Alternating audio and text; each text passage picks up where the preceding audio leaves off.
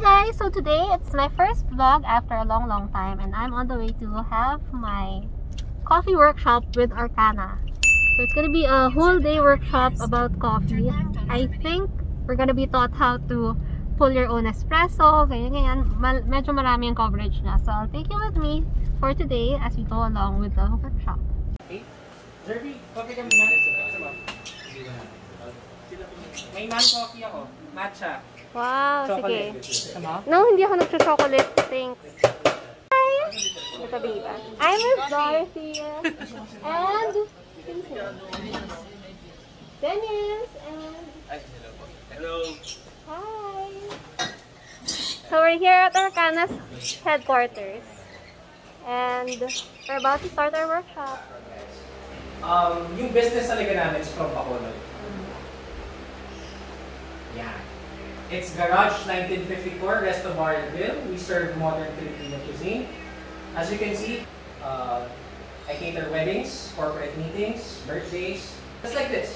Ito yung setup ko for weddings. Okay, so that's me. Correct, diba? So, correct. So, yeah, Arcana. So, ito,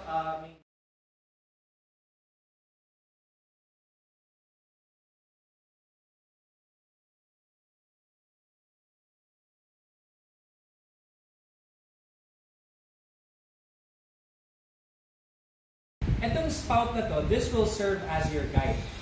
So make sure, kapag pinatong natin si picture sa P1, nakapatong. Para may guide tayo. And then, it's on the 10 o'clock position. Bali ganyan yung question. And then for the level naman, when we talk about the level, ito yung picture natin. Let's say ito yung node. Bali yung steam 1 position natin is right here. Yeah. Not here. Kapag dito, Tatalsik. lang yung milk mo. Tatalsik lang yan. And it will form into bubbles. Kapag dito banda, we are forming. It's from Raul also. It's called the Daguma Mountain Ridge. And secret ulit yung flavor notes. You have to guess it. Whenever I use 360 talaga. It's really good. Okay. Nakawakan. And cover everything. Para naman mo.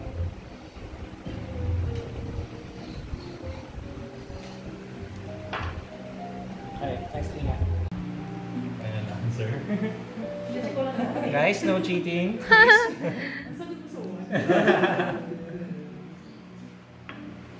Nilagay ko.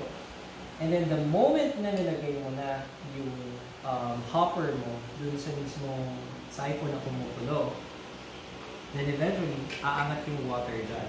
So kapag umangat yung water, that's it.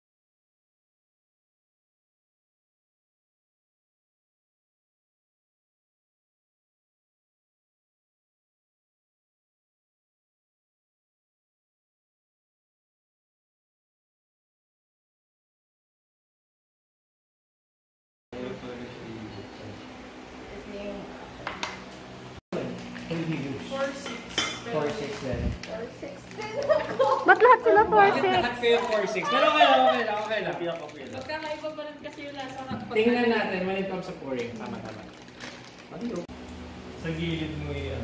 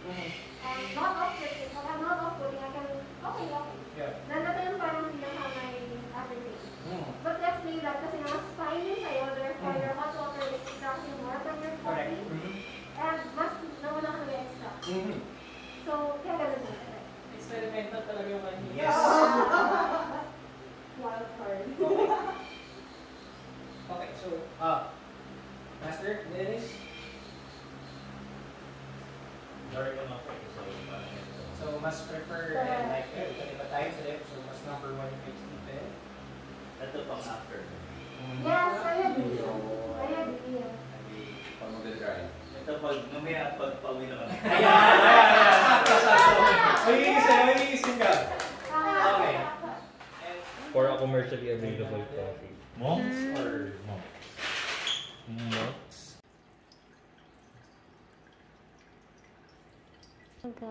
Maganda yung bloom niya. Parang parang chocolate.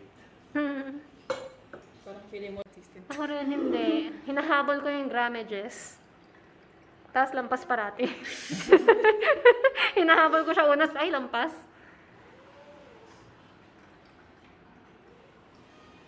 Kasi pag nakita mo malayo ka pa sa gram mo, titingnan No, mo di yung ba? time eh. Tapos ay lampas na.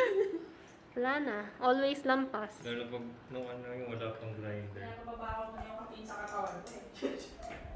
Nag-erase na yung puso ko. Eh, pwede na mami ko yung kape. Very like yung roads niya, no? Ano pinagkaiba nila?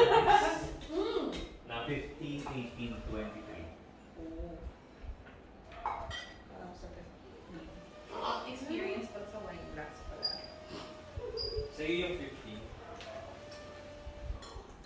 15 tapos 30. Ay, 300 pa din yung water. 15 ito. Pero the thing is with that beans kasi yung gaguma that is roasted for espresso talaga. Wow. We just tried it for over. Pero what do you think? Okay lang naman ba? Sorry, ano difference ng tatlo? 15, 18, 23. 18 yung gift. Yeah. Sorry. Ang hiling mo sa dark. I mean, sa mapait. Feeling ko, dahil Cavite sila. Given na ba yun? Pareho sila eh. Ayun yung nakasanay. Kasi yung barako niluluto niya sa malaking pot lang. Tapos haluin mo lang yung kape doon. Tapos sasalawin mo lang ma'am. Okay. Walang filter yun. Yun yung tubig ng barako. Ramdam ko yung kape dito. Oo. Diba? So, ganun lang.